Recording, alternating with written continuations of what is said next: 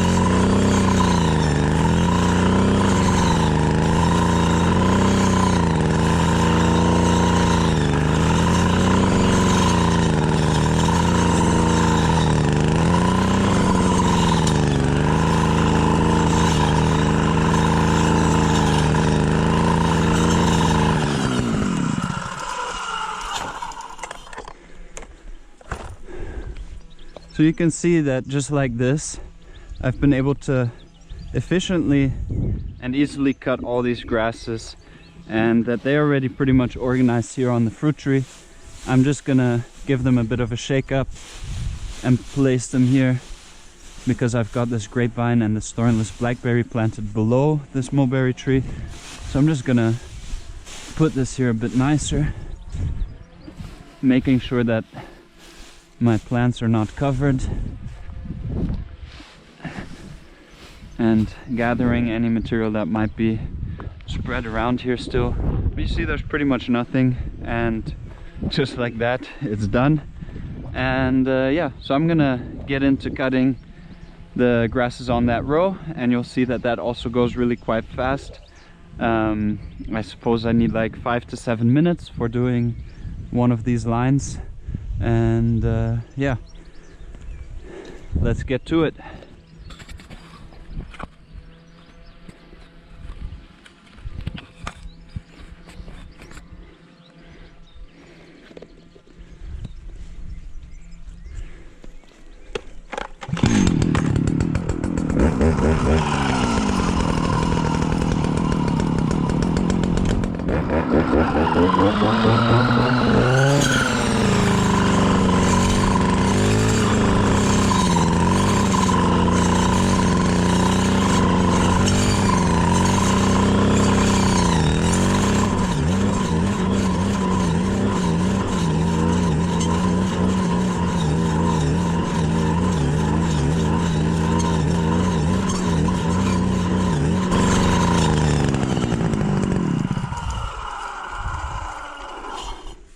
So I'm not going to do everything just now to show you guys how to do this, but afterwards just going to continue in the same way.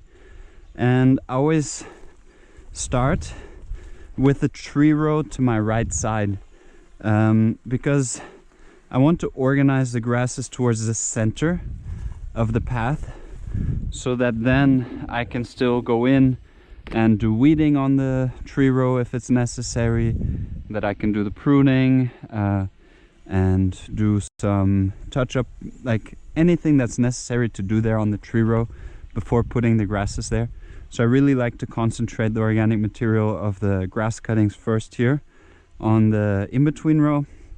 And also what I'm looking to do is I look for like kind of to gauge in like the perfect speed for whatever kind of grass growth that I've got at a location, so that it's always moving through smoothly without having to accelerate and decelerate all the time. You're really trying to get like dial in that perfect speed at which the brush cutter is just smoothly moving through the grass without you having to accelerate and decelerate all the time.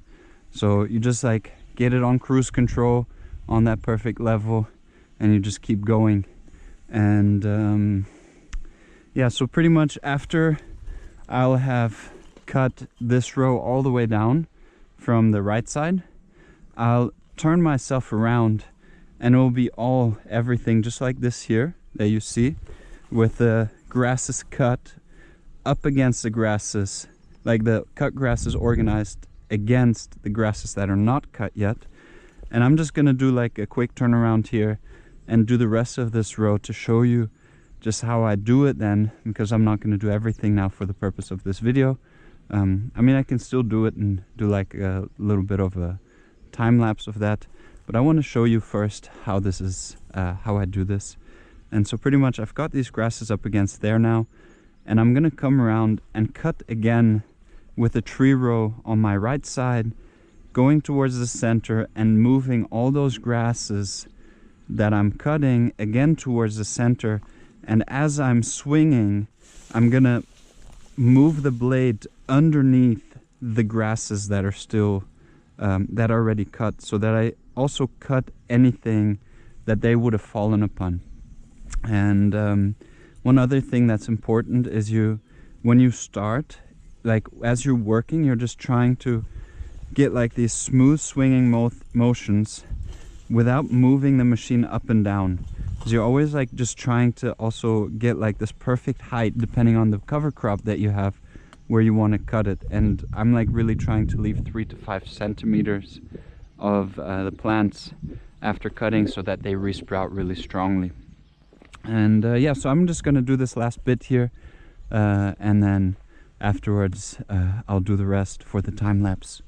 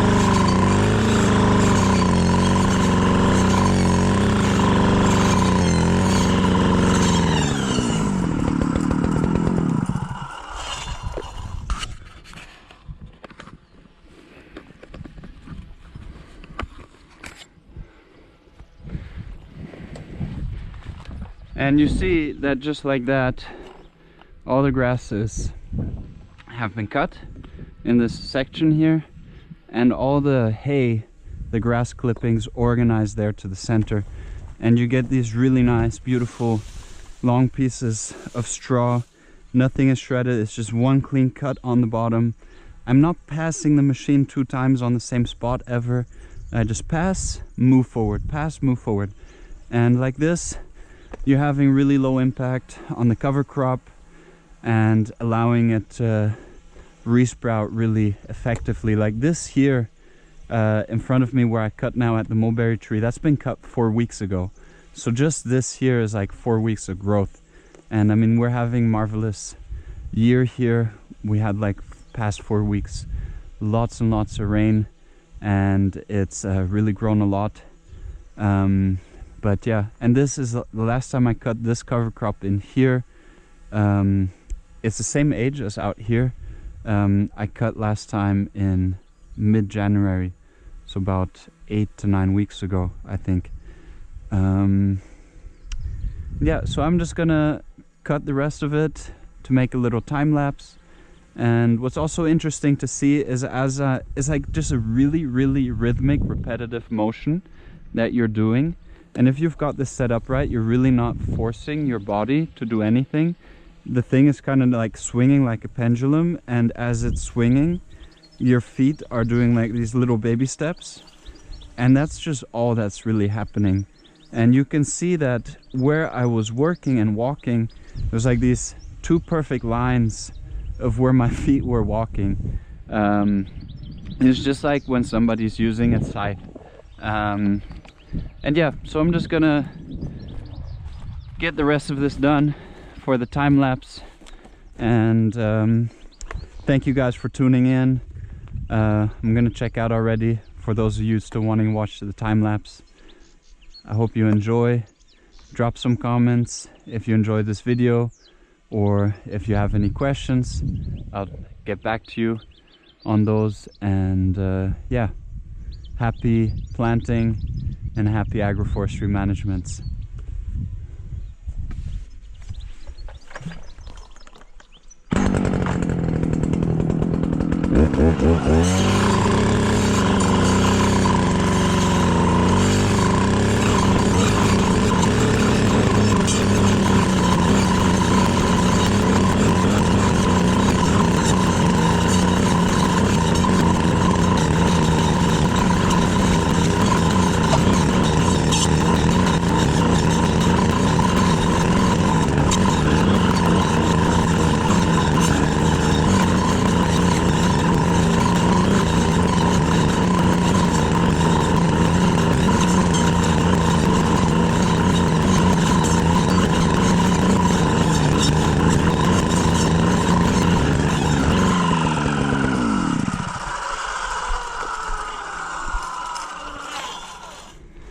So thank you guys very much for tuning in.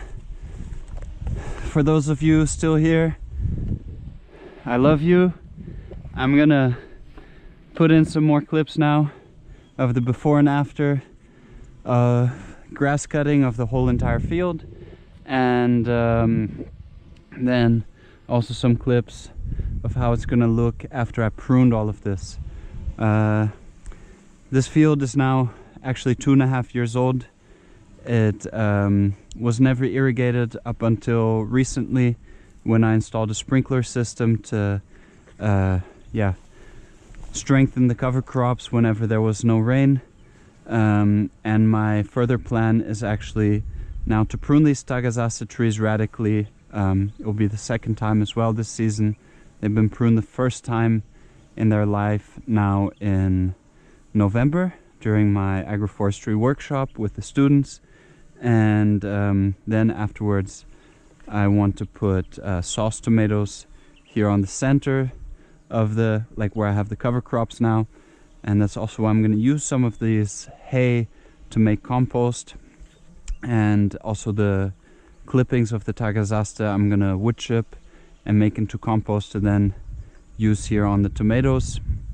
And what I've actually done here on the Tagasaste rows is I've now put in a drip irrigation system and planted grapevines, fig cuttings and poplar cuttings, and these are table grapes, and they're going to grow ideally on the fig trees, maybe on the poplars if those don't take, but also on the Tagasaste possibly. There's some wild olives in here, some wild pistachio that had been planted originally, but this was planted in a very difficult year with a lot of frost and then a big drought following. Yeah, so thanks for tuning in, and lots of love, happy planting, and see you next time.